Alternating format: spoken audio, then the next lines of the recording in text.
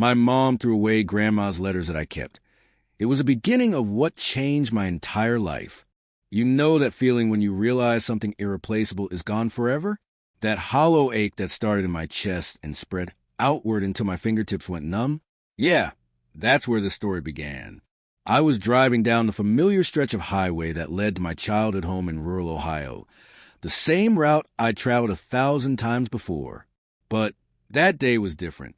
That day, the for sale sign was already staked into the front lawn, red and white and final. 5 years. That's how long it had been since Grandma Ellie passed away. 5 years of making excuses about being too busy with my programming job in Columbus to sort through the things I had left behind. 5 years of telling myself next month, or during the holidays. 5 years of believing some things would always be waiting for me, unchanged by time. Boy, was I wrong. The house looked smaller than I remembered. Funny how that happens when you grow up. Mom greeted me with a quick hug and the keys to my old room, telling me I had until the end of the weekend to clear everything out before the estate sale. The realtor thought the place would go fast. Apparently, farmhouse chic was all the rage with young families looking to escape city life. Ironic, considering I couldn't wait to leave this place when I was 18. My old bedroom still had the faded Star Wars posters on the wall, and the dent in the drywall from when I tried to practice my fastball indoors. But I wasn't there for nostalgia. I was there for my letters. "Hey, Mom," I called down the hallway. "Where's that shoebox I kept under my bed?" The one with all Grandma's letters. There was a pause. Too long of a pause. When she appeared in the doorway, her expression made my stomach drop. "Oh, James, I cleaned out so much after Ellie passed. You hadn't taken those in years, and I thought..." Her voice trailed off. The world tilted slightly on its axis as realization hit me. "You threw them away? All of them?" Mom's face did that thing where she was trying to look sympathetic, but also defend her actions. "You hadn't taken them in years, James. I thought it was just paper. If they were so important, why did you leave them here all this time?"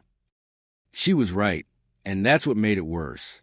I had every opportunity to take those letters. Every Christmas visit, every Thanksgiving, every time I drove past the exit to see friends in my hometown. I just always assumed they'd be waiting for me whenever I finally got around to it. Things that matter don't wait forever. That was a lesson I was learning about 15 years too late. I slumped onto my old bed, the springs creaking in the same spot they always did, and tried to process what had happened. Those letters weren't just paper.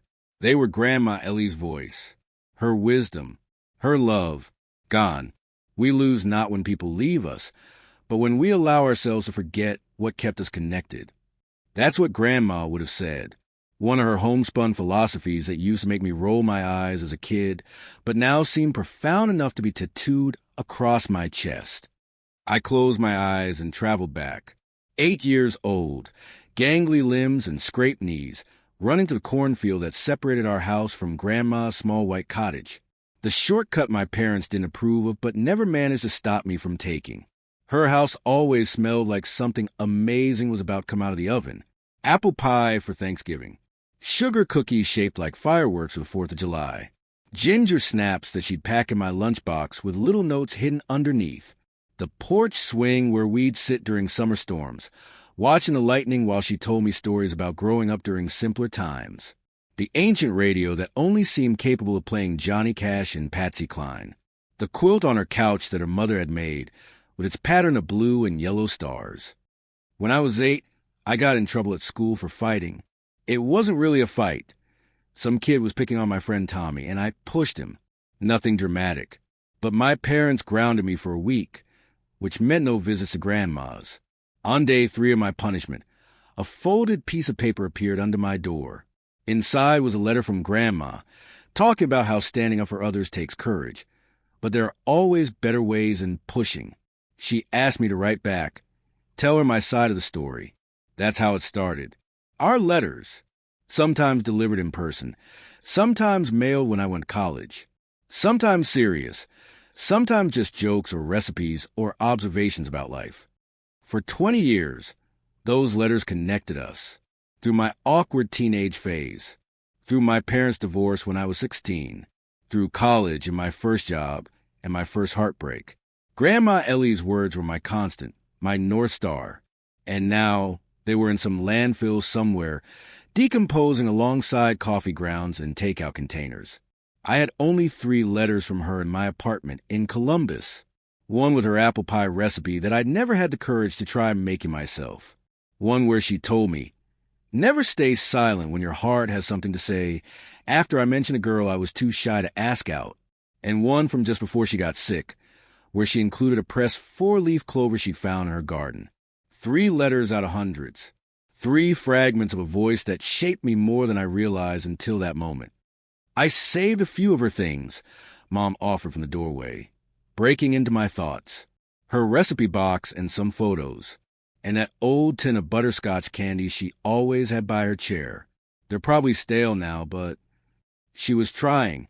I knew she was trying. But it was hard not to feel like she was offering pennies after burning a fortune. I nodded anyway, because what else could I do? The letters were gone. Being angry wouldn't bring them back. That night, I lay awake in my childhood bed, staring at the glow-in-the-dark stars I'd stuck to the ceiling when I was 10. They'd lost most of their glow, just faint greenish smudges in the darkness, like memories that fade no matter how hard you try to preserve them. Saturday morning, I helped Mom box up the rest of my things, old trophies from high school baseball, textbooks I never got around to selling back, clothes that didn't fit anymore. We worked mostly in silence, the weight of what had been lost hanging between us. In the afternoon, I drove over to where Grandma's house used to stand. New owners tore it down 3 years ago and built something bigger, with vinyl siding and a 3-car garage. No porch swing. No flower beds bursting with the colors that Grandma tended so carefully. Just another cookie-cutter home that could be anywhere in America. I sat in my car and tried to superimpose the memory of her cottage over this stranger's house. Tried to hear the creak of the screen door and the staticky sound of her radio. Tried to smell apple pie and that specific laundry detergent she always used. Grandma Ellie used to say that life isn't about what you have, but what you give away. She lived that philosophy, with her endless cookies for neighborhood kids and fundraisers for the local library, with wisdom dispensed as freely as her hugs. What had I given? What was my legacy so far? Lines of code for apps that would be obsolete in a few years. A sparse apartment that could be packed up in an afternoon. A trail of unfinished projects and half-kept promises. I thought about her other saying, the one from the letter I still had. Never stay silent when your heart has something to say. My heart had been pretty quiet lately. Or maybe I'd just been too busy to listen. On Sunday, as I was loading the last boxes into my car, Mom handed me a small paper bag. I almost forgot. These were in the attic with the Christmas decorations. Inside were 2 more of Grandma's letters that somehow survived the purge. One was for my 16th birthday, telling me that good men are defined by how they handle disappointment. The other was for my college graduation, with a $20 bill paper clipped to the corner and instructions to buy yourself something completely impractical and wonderful. 5 letters now. 5 pieces of her voice. It wasn't enough. It would never be enough. But it was something. On the drive back to Columbus, I thought about what those letters had meant to me. Not just paper, but a lifeline through some of the toughest moments of my life. A connection that I'd foolishly taken for granted. I gripped the steering wheel tighter, trying to swallow down the lump in my throat. The worst part wasn't just losing the letters.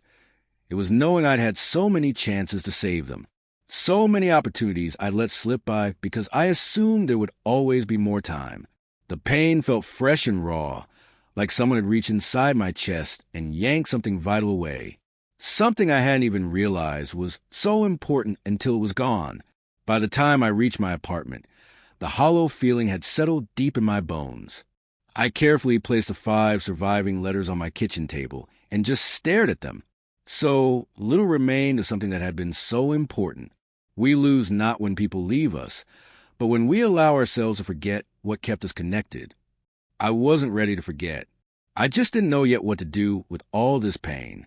The Monday after I found out about the letters, I called in sick to work. First time in 3 years. My boss didn't even question it. Probably assumed I'd finally caught whatever bug had been circulating through the office. The truth was, I couldn't face staring at code all day while this hollow feeling gnawed at my insides. Instead, I sat at my kitchen table with the 5 remaining letters from Grandma Ellie spread out before me. 5 fragments of a life that had meant everything to me. I picked up the oldest one first. Yellowed paper, creased from being folded and unfolded countless times over the years. Her handwriting was steadier back then, before arthritis started to twist her fingers. Dear James, it began, I saw what you did yesterday. You gave your old baseball mitt to Tom from down the street because his family couldn't afford a new one.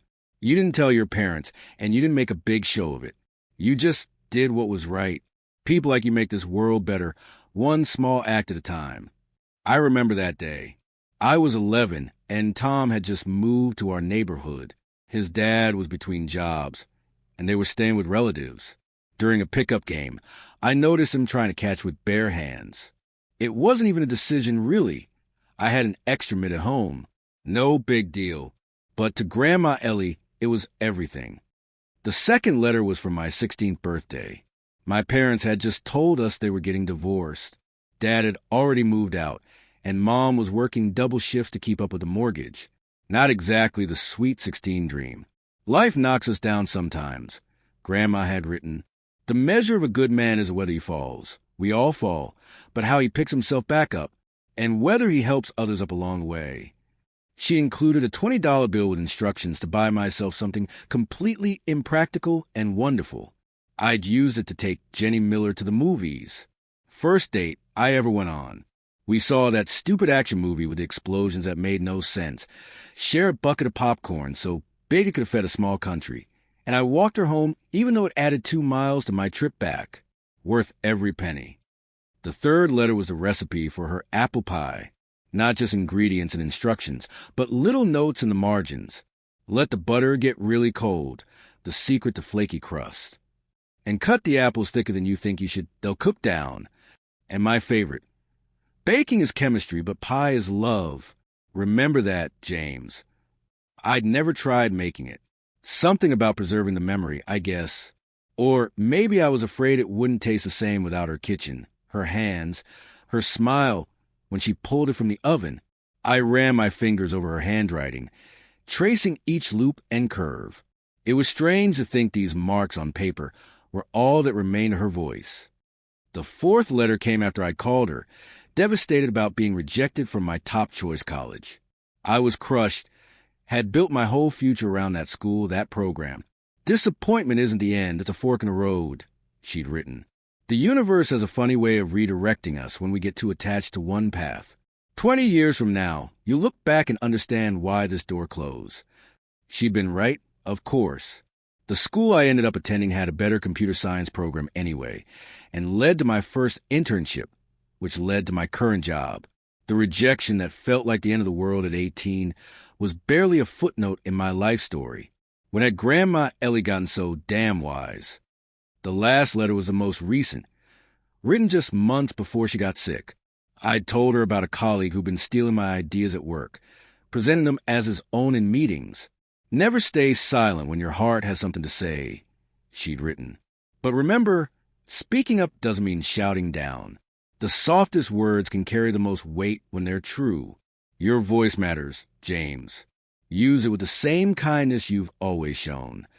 I wonder what she'd think of the fact that I still hadn't confronted that colleague, that I'd let him take credit for my algorithm that was now saving the company thousands in processing time, that I'd smiled and congratulated him when he got the promotion I'd been working toward. The sound of my phone ringing snapped me out of my thoughts.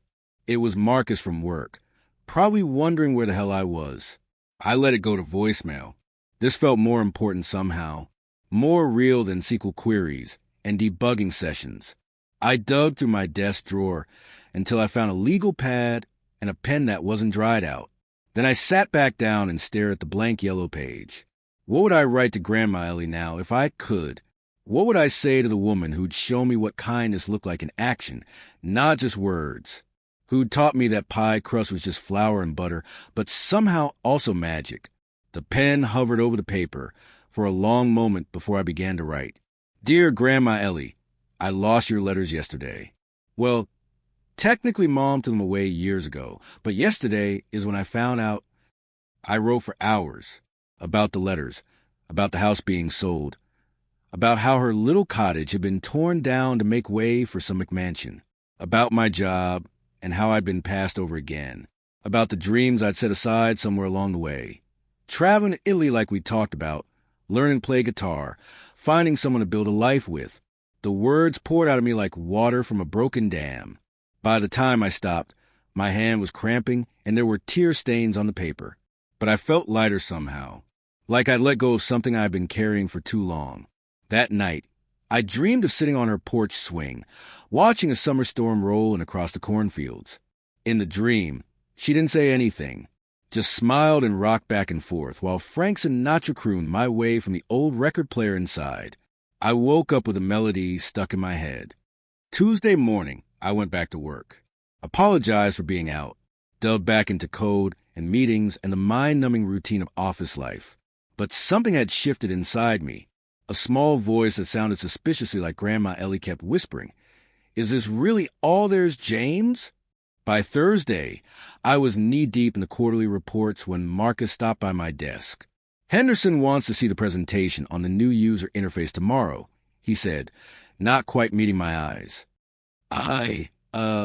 Put your name in the acknowledgments section. Translation. He'd taken my design again, presented it as mostly his own, but threw me a bone with a mention. I should have been angry. Should have marched into Henderson's office and set the record straight. Should have stood up for myself like Grandma Ellie would have wanted. Instead, I nodded and thanked him, watched him walk away, back to his corner office with a view of the downtown skyline. Never stay silent when your heart has something to say. Her words echoed in my head all afternoon. That evening, I opened a new document on my laptop and began to type out my memories of Grandma Ellie's letters. Every piece of advice, every joke, every recipe I could remember. It wasn't the same as having the actual letters, but it was something. I wrote about how she once told me that life is like pie. It's all about what you put in the middle. How she signed every letter with love bigger than the sky. How she included pressed flowers or interesting stamps or comic strips that had made her laugh. When I finally looked up, it was past midnight, and I'd filled 17 pages. It wasn't everything, not by a long shot, but it was a start. Friday morning, another meeting. Another presentation where Marcus took the lead on my work. Another round of approving nods from management, who had no idea whose brain had actually solved the problem. Henderson stopped me in the hallway afterward. "Good stuff in there, James. Marcus says you help with some of the coding." Some of the coding. Right. Something snapped inside me. Not in a dramatic way. I didn't yell or flip tables or storm out, but a quiet resolve settled into my bones. "Actually, sir, that interface design was my concept from the ground up. I've been working on it for months. There are dated prototypes in my project folder if you'd like to see the evolution." The words came out calm and even.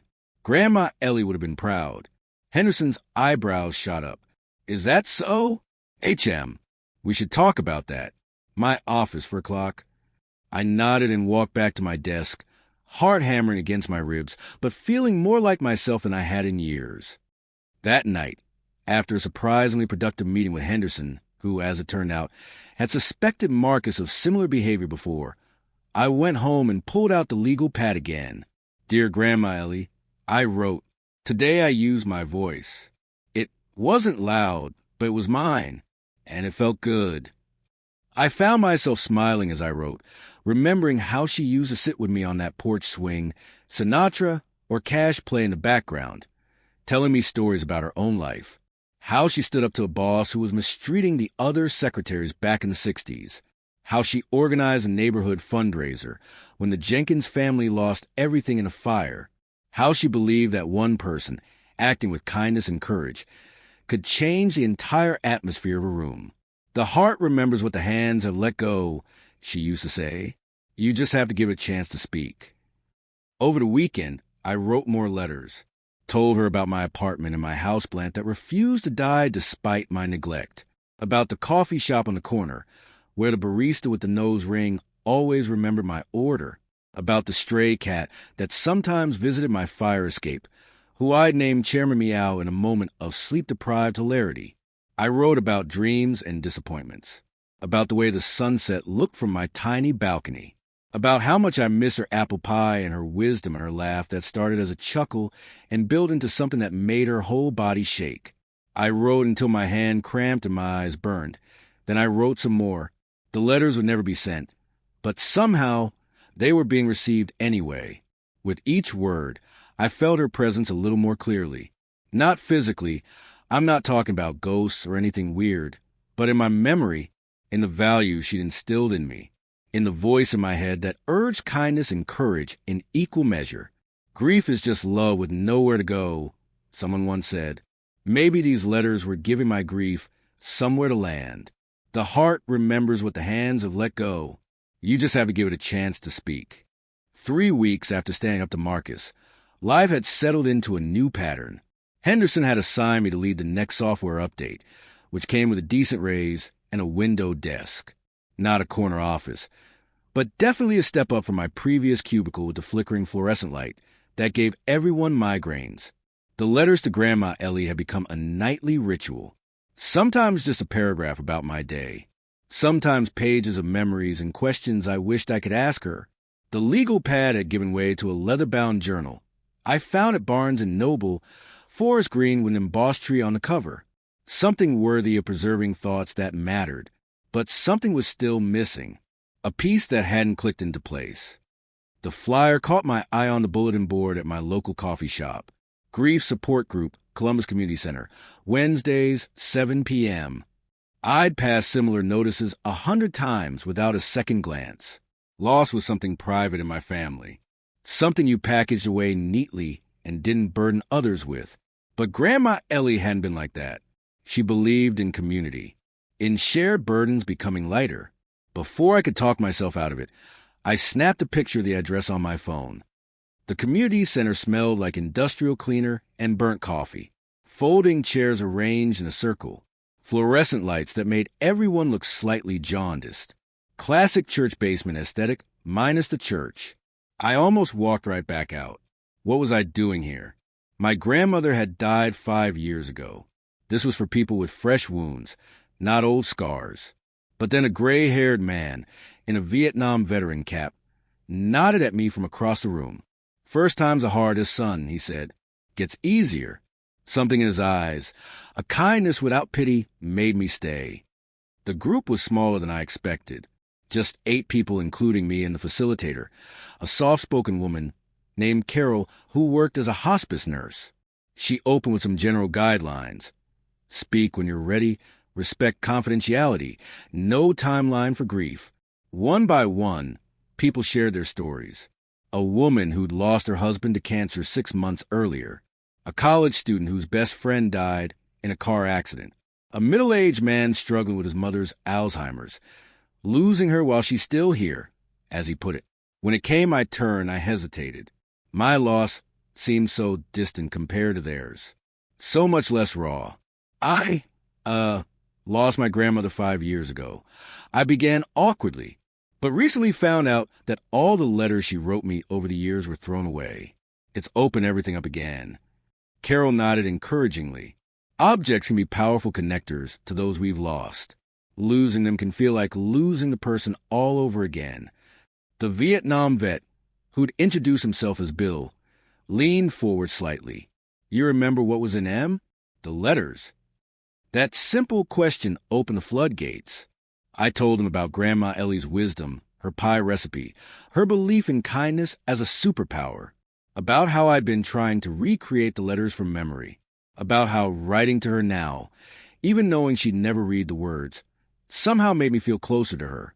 When I finished, the room was quiet, not an uncomfortable silence, but the kind that forms when people are genuinely thinking. "Would you?" Carol hesitated. "Would you be willing to share one of your recreated letters?" Sometimes hearing how others process grief can help us find our own words. I hadn't brought my journal, but there was one letter I'd practically memorized. The first one I wrote after discovering the originals were gone. I pulled out my phone, opened the notes app where I'd typed a backup copy, and began to read. When I finished, I looked up to see Bill wiping his eyes with a handkerchief. "My brother Danny," he said, voice rough with emotion. "Been trying to find the words for 50 years. He died in Nam 3 weeks before I got there. Never got to tell him." He trailed off, then squared his shoulders. "You mind if I borrow your idea, son? Writing letters that won't be sent?" Before I could answer, the woman who'd lost her husband chimed in. "I'd like to try that, too. Dave and we left so much unsaid at the end." The cancer took his speech before. One by one, each person in the circle connected with a concept. The college student wanted to tell her friend about graduating without her. The man with the Alzheimer's mother wanted to write to the woman she used to be. Carol looked at me with something like wonder. "James, I've been running this group for 8 years, and I've never seen an idea resonate so deeply, so quickly."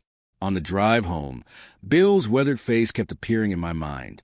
The way decades of bottled-up grief had found a potential outlet through something as simple as writing a letter that would never be sent. I couldn't sleep that night. Something was taking shape in my mind. Hazy at first, then sharper as the hours ticked by.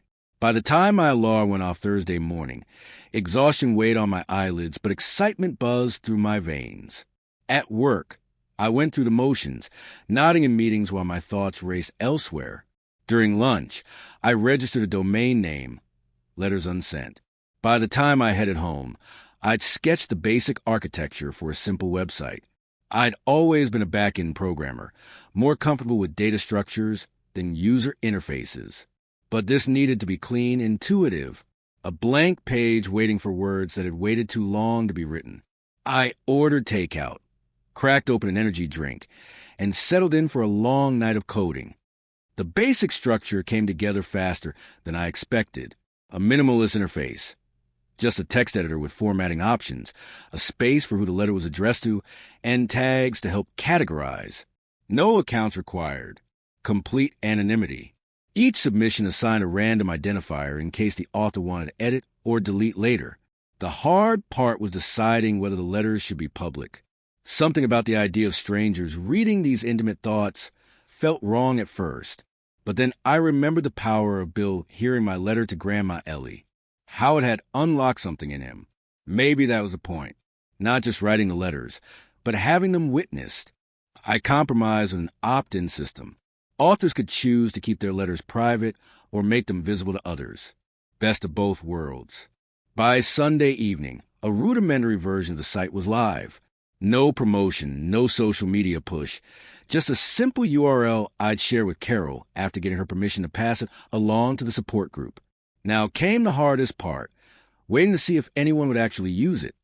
Monday and Tuesday passed with only 3 submissions, all set to private. I tried not to feel disappointed. Rome wasn't built in a day, and websites certainly weren't either. Wednesday evening, I was too nervous to return to the support group. What if they thought the site was stupid? Or worse, what if they tried to use it and encountered bugs I hadn't caught? Instead, I stress-cleaned my apartment and checked my email every 5 minutes for error reports. None came. At 9:47 p.m., a notification pinged on my phone. New letter submitted. It was from Bill, and he'd made it public. "Dear Danny," it began, "it's your big brother. I've been carrying around these words for 50 years, ever since they told us your helicopter went down near Keys, and..." The letter was both heartbreaking and beautiful. Bill wrote about survivor's guilt, about the life his brother never got to live, about how he named his son Daniel, about forgiveness, for himself, for the war, for the years of silence. "You were the best of us, little brother," he concluded. "Not a day goes by that I don't see something that makes me think Danny would have loved that. Hope you've been getting good fishing where you are. Save some base for me." By the time I finished reading, my face was wet with tears. This wasn't just a letter. It was a soul laid bare. A conversation half a century overdue. Over the next few days, more letters appeared. Some brief, some sprawling, most marked public. Something about anonymity seemed to free people to express emotions they might have otherwise kept bottled up.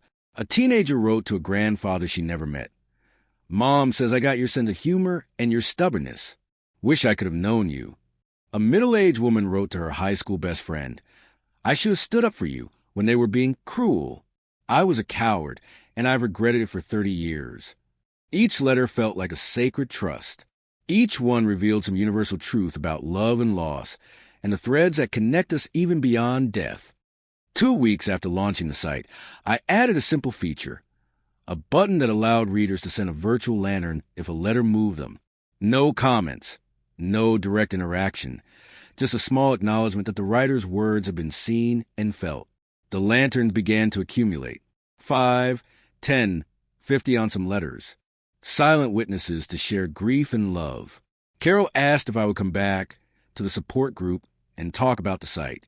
This time, I brought my laptop to demonstrate how it worked. 3 people wrote letters on the spot, tears streaming down their faces as they typed. There's something about seeing the words appear, one woman said. Makes it feel more real than just thinking it. That night, I received an email from Carol asking permission to share the site link with other grief counselors she knew. This tool, she wrote, has more therapeutic potential than anything I've seen in years of practice.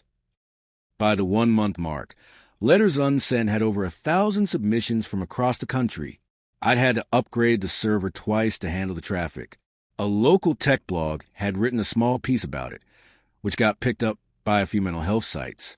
I hadn't expected this level of response.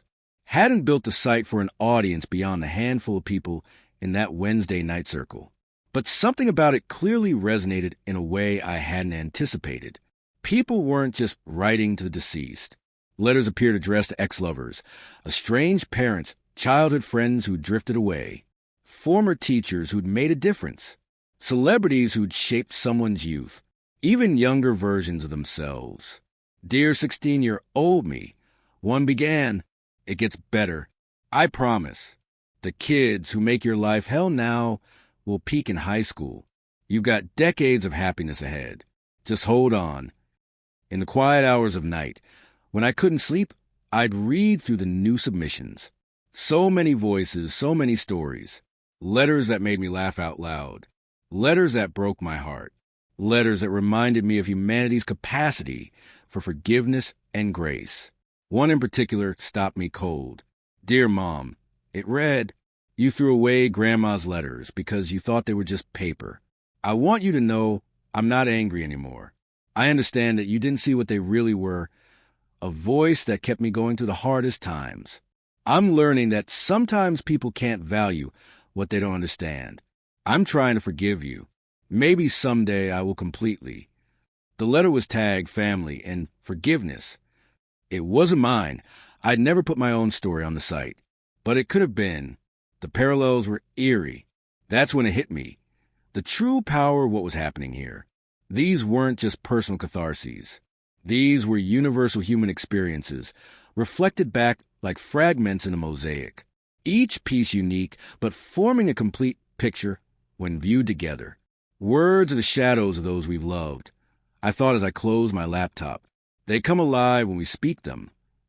The next morning, I woke to find Letters Unsent mentioned on a national morning show. The host had shared a letter from a woman to her father who died on September 11th, reading it on air with voices breaking. By lunchtime, the site had crashed from traffic. I spent my lunch hour on an emergency call with my hosting provider, upgrading to their business plan to handle the sudden influx of visitors. Emails poured in, from therapists asking if I consider special features for clinical use, from journalists wanting interviews, from ordinary people thanking me for creating a space for their unspoken words. It was overwhelming, exciting, terrifying.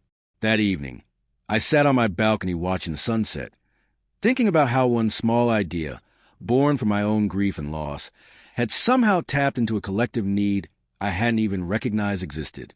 Grandma Ellie would have understood immediately. She always said that the most powerful connections between people weren't built on grand gestures, but on honest words spoken from the heart. As the sky turned from orange to deep purple, I opened my journal and began a new letter to her. Dear Grandma Ellie, I wrote, you wouldn't believe what's happening. Remember how you always said one small kindness could change the world? I think I finally understand what you meant. 2 months after Letters Unsent went viral on that morning show, my life had become unrecognizable. The simple website I'd built in a weekend was now handling over 50,000 visitors daily. New letters poured in faster than I could read them, from all 50 states and dozens of countries. Something about this concept had struck a universal chord. My apartment had transformed into an impromptu headquarters. My kitchen table disappeared under printouts of server logs and design mock-ups. The whiteboard I dragged home from a yard sale was covered with feature ideas and bug reports. My fridge contained nothing but energy drinks and takeout leftovers. The site needed serious upgrades to handle the traffic, and I was running on caffeine and 4 hours of sleep per night. Alex found me in this state when he stopped by with beer and pizza one Friday night. We'd been friends since college. He was the outgoing marketing major to my introverted programmer. Where I saw code and function, Alex saw opportunity and dollar signs. "Dude, you look like you haven't slept in a week," he said, surveying the chaos of my living room. He wasn't wrong. I couldn't remember the last time I'd done laundry, and my eyes burned from staring at screens. Alex opened his laptop and pulled up a spreadsheet while I inhaled a slice of pepperoni. "I ran some numbers," he said. "With your current traffic and growth rate, you could be looking at serious revenue potential. Premium accounts, tasteful sponsorships, maybe a book deal compiling the best letters." The pizza turned to cardboard in my mouth. "That's not what this is about." "James," he said in that patient tone people use when they think you're being naive, "you've created something valuable. That's a good thing. You deserve to benefit from it." Over the next hour, Alex laid out his vision, a monetization strategy that could turn Letters Unsent into a profitable business, venture capital firms that would fight to invest, a potential exit strategy that could set me up for life. The numbers were compelling, the kind that could pay off my student loans, buy a house with an actual yard, maybe even fund an early retirement. But something felt wrong about profiting from people's most vulnerable moments. These weren't customers. They were souls in pain finding a moment of peace through words. "I appreciate the thought," I told Alex finally, "but I can't turn grief into a business model. This needs to stay free and accessible to everyone." He looked genuinely confused. "But you're working yourself to death for no compensation. At least let me help you find some investors to scale properly." I hesitated. The site did need resources I couldn't provide alone. After some negotiation, I agreed to let Alex arrange meetings with a few select investors, but with strict conditions. No ads, no selling user data, no paywalls for core functionality. Grandma Ellie's voice echoed in my head. "Money isn't the root of all evil, Jamie. Just make sure it's your tool, not your master." The first investor meeting was at a coffee shop downtown. The guy wore expensive jeans and a casual button-down that probably cost more than my monthly rent. He listened politely to my story about Grandma Ellie's letters, nodded at the right moments, then pushed a term sheet across the table. "We're prepared to offer $2 million for 30% equity. We see enormous potential in your platform." I nearly choked on my latte. $2 million? "Just initial funding," he clarified. "Phase 2 would involve a premium tier, strategic partnerships with grief counseling services, possibly a mobile app with in-app purchases." The zeros were tempting, but his vision sounded nothing like the sanctuary I created. I thanked him for his time and declined. 3 more meetings followed with similar results. Everyone loved the concept, but wanted to reshape it into something more profitable, more commercial, more marketable. While I was busy turning down money, Alex had been strangely absent. His calls became less frequent, his texts more vague. When I mentioned new features I was considering for Letters Unsent, he changed the subject. The uneasy feeling was confirmed on a Tuesday morning when Marcus, of all people, sent me a link with a message. "Isn't this basically your idea?" The website was called Eternal Words. Its sleek interface allowed users to write messages to lost loved ones, with a premium option to have them professionally formatted into keepsake PDFs. The About page credited founder Alexander Mercer with the innovative concept. My stomach dropped to my knees. Alex had taken my idea, polished it up with venture capital, and launched a commercial competitor. all while I was trusting him to help me find ethical funding. The betrayal stung worse than any dating breakup I'd ever experienced. This wasn't just stealing an idea. It was commercializing something sacred that had grown from my grandmother's memory. When confronted, Alex was unapologetic. You had your chance, James. You were too idealistic to see the business potential. I offered to partner with you. On my terms, I reminded him, not by selling out the entire concept. His laugh was hollow. Selling out? I'm providing a service people want and making a living doing it. That's called capitalism, buddy. Maybe your grandmother never taught you about that. That comment about Grandma Ellie crossed a line. I hung up and blocked his number, then spent the night alternating between rage, coding, and staring at the ceiling, wondering if I was a fool for believing something like letters unsent could exist without becoming commercialized. By morning, my anger had hardened into resolve. If Alex wanted competition, he'd get it, but on my terms. I took a week of vacation from my day job and poured every waking hour into improving letters unsent.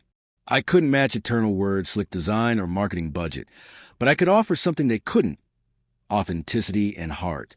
First, I reached out to Carol at the grief support group. Would hospice patients be interested in using something like this? I asked for final messages, memories, whatever they want to preserve. Her response was immediate and enthusiastic. Within days, she'd arranged for me to visit a local hospice center to introduce the concept to both staff and patients. The hospice was nothing like the sterile hospitals I'd imagined. Warm colors, comfortable furniture, a small garden visible through large windows. The patients I met weren't focused on dying. They were intensely present, aware of how precious each moment had become.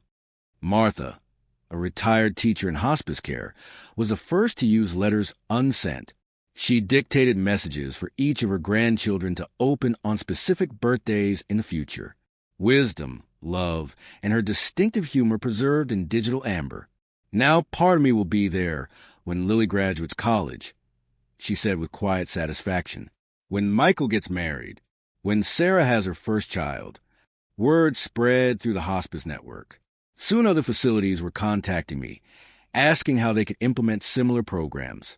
I created a special interface that allowed staff to help patients who weren't tech-savvy with privacy controls and scheduled delivery options for those who wanted their letters read after they were gone. Not to be morbid, but it felt like I'd found my purpose. Eternal Words might have had glossy marketing and venture backing, but letters unsent was becoming something more meaningful. A bridge between lives ending and memories beginning. The school program started almost by accident. A high school English teacher in Portland discovered the site and had her students write letters to their future selves as a creative assignment. She emailed to tell me how powerful the exercise had been, especially for her troubled students. They're at an age where they can barely imagine next week, let alone 10 years from now, she wrote. But something about writing to their future selves made them think differently about their choices today. That sparked an idea. I created a specialized educational portal where students could write letters to be electronically delivered to them years later. Teachers could use it for classroom assignments with appropriate oversight, and students gained a time capsule of their younger thoughts. By the 6-month mark, over 200 schools had registered for the program. Kids from elementary to high school were writing to their future selves, creating a unique form of reflection that transcended typical journal assignments. One Tuesday afternoon, my phone rang with an unfamiliar Ohio number. I almost let it go to voicemail, probably just another robocall about my car's extended warranty. But something made me answer. James? It's Mom. Her voice brought me right back to that day in my childhood bedroom, staring at the empty space where Grandma Ellie's letters should have been. I saw you on the morning news, she continued when I didn't immediately respond. They were talking about your website, about letters and memories. The irony wasn't lost on me. The woman who discarded the very letters that inspired all this was now calling because she'd seen me on TV.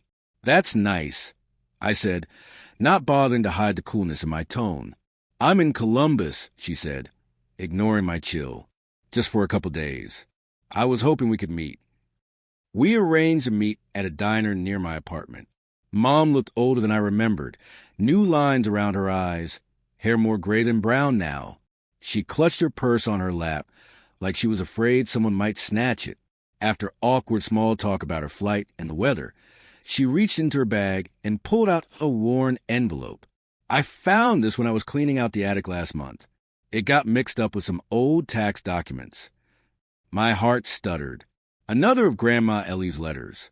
"There's something else," she added, pulling out a small, tattered notebook. Her recipe book. I thought you might want it. I opened the book carefully, half expecting the pages to crumble. There was, in Grandma's familiar handwriting, her famous apple pie recipe, complete with notes in the margins and a small coffee stain in the corner. James, I didn't understand back then. About the letters. About what they meant to you. Mom's voice wavered. I just saw paper taking up space. I didn't see memories. I wanted to hold on to my anger. Had rehearsed sharp responses for this moment, if it ever came. But looking at her uncertain face across the table, all I could think was Grandma Ellie saying, "Grudges are too heavy to carry for long, Jamie. They'll break your back faster than any real burden." "You threw away her voice," I said quietly, but I found it again, somehow, built something new from what I remembered. Mom nodded, tears threatening. She would be so proud of what you created, using your talent to help people like this. We weren't instantly reconciled. Years of distance don't vanish over one diner meal. But something shifted between us. A door cracked open that had been firmly shut. After lunch, I walked her to her rental car. Before getting in, she hesitated, then gave me a quick, awkward hug. "Maybe I could try making the pie," she said, "next time you visit home." It wasn't quite forgiveness, but it was a start. The media attention continued to grow. A producer from PBS wanted to feature letters unsent in a documentary about grief in the digital age. The New York Times ran a feature in their Sunday magazine.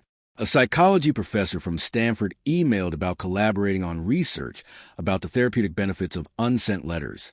Meanwhile, Eternal Words was spending millions on advertising and influencer partnerships.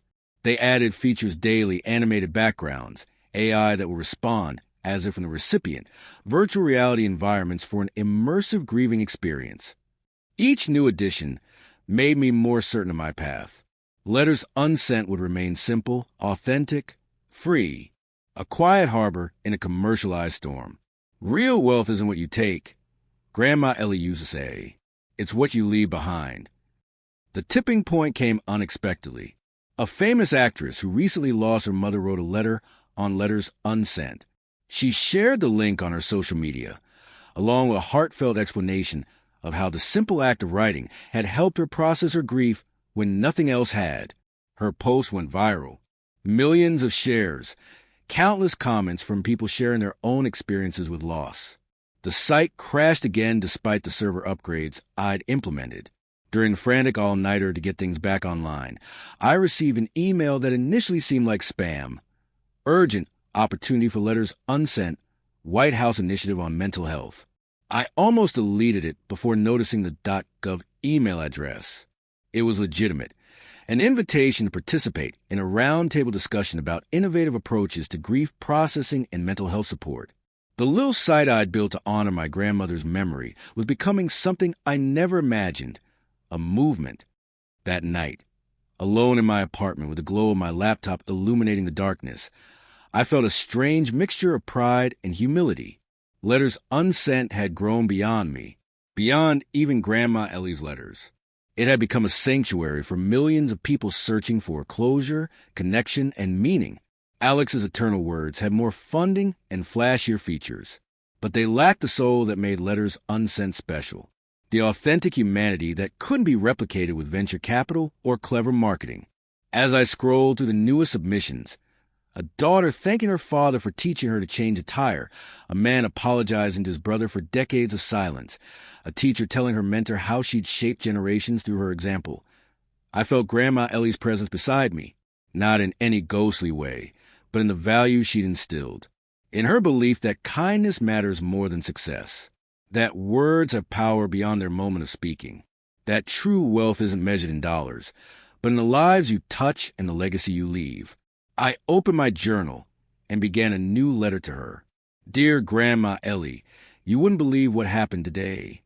3 years can change everything. In the time since that first nervous night when I launched letters unsent, the site had grown from my personal tribute to Grandma Ellie into something beyond my wildest imagination. Over 15 million users from 142 countries. Partnerships with grief counselors, hospice centers, and schools across America. A foundation dedicated to preserving family stories and intergenerational wisdom. And now, somehow, I was standing backstage at a TED conference, palms sweating, waiting to address 2,000 people about the power of unsent words. 5 minutes, Mr. Wilson, the stage manager said, checking something off on her clipboard. I nodded, too nervous to speak. Through the curtain, I could hear the previous speaker receiving enthusiastic applause. My mouth felt desert dry, despite the bottle of water I'd been nursing. What would Grandma Ellie say if she could see me now? Probably something like, "Stand up straight, Jamie. Your voice matters. Just speak from the heart, and the rest will follow." So that's what I planned to do. The spotlight fell hotter than I'd expected, like standing too close to a campfire. Faces blur in the audience, except for one, Mom, seated in the third row, clutching something in her lap I couldn't quite make out. I cleared my throat and began the story I'd practiced for weeks, about a boy who loved his grandmother, about lost letters and rediscovered voices, about grief transformed into connection. The words flowed easier than I'd feared.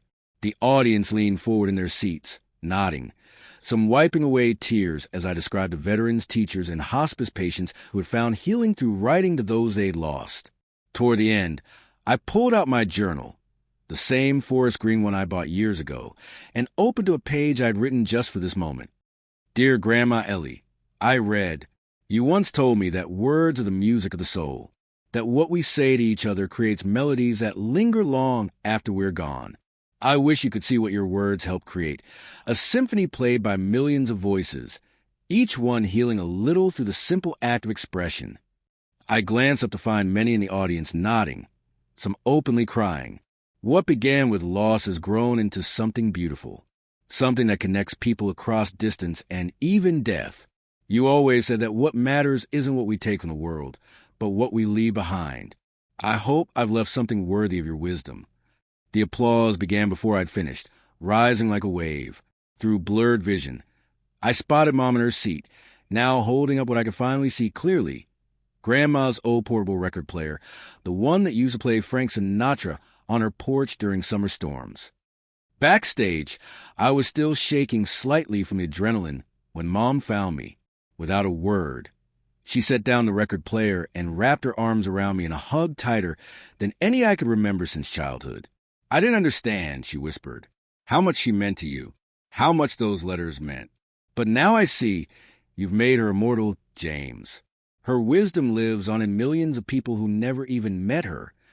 The record player between us was cleaned up, restored. A vinyl record sat on the turntable.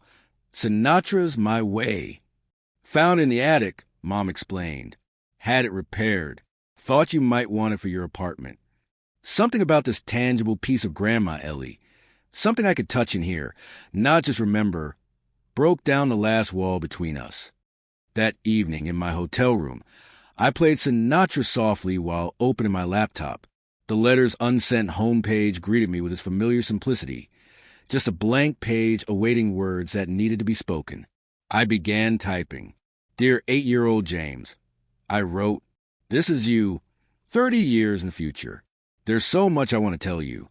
I wrote about scraped knees healing and broken hearts mending, about how the math test he was dreading wouldn't matter in the grand scheme of things, about the power of his words, which would someday help millions of people heal.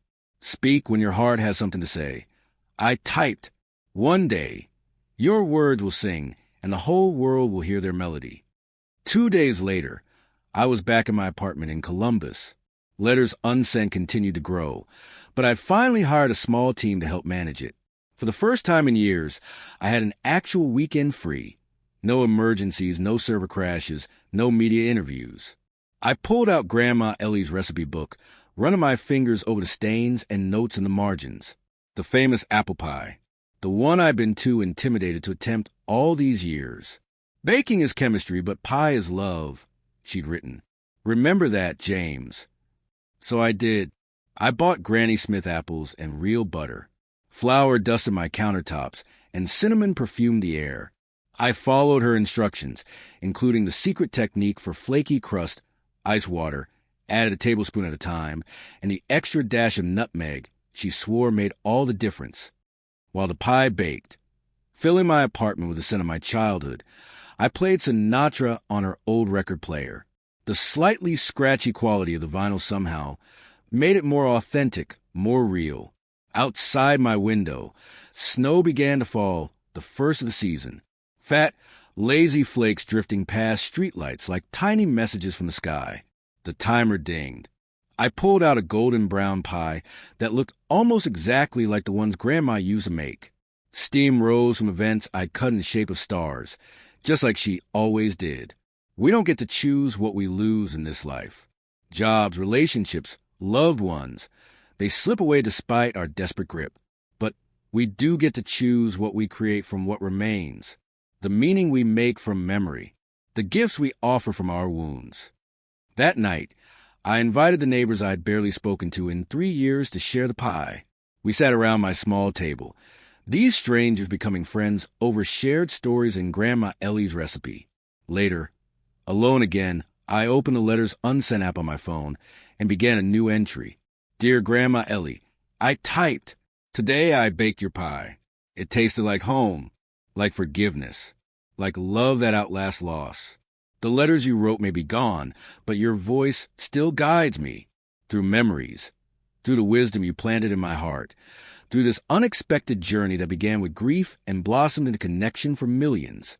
I finally understand what you meant all those years ago on your porch swing. We are not defined by what we lose, but by what we create from what remains. Thank you for teaching me that some conversations never truly end, even when the letters are lost. They just find new ways to continue." I hit submit, then closed my eyes and listened to the melody of Sinatra's voice mingling with the memory of hers, a symphony of words that would never stop playing.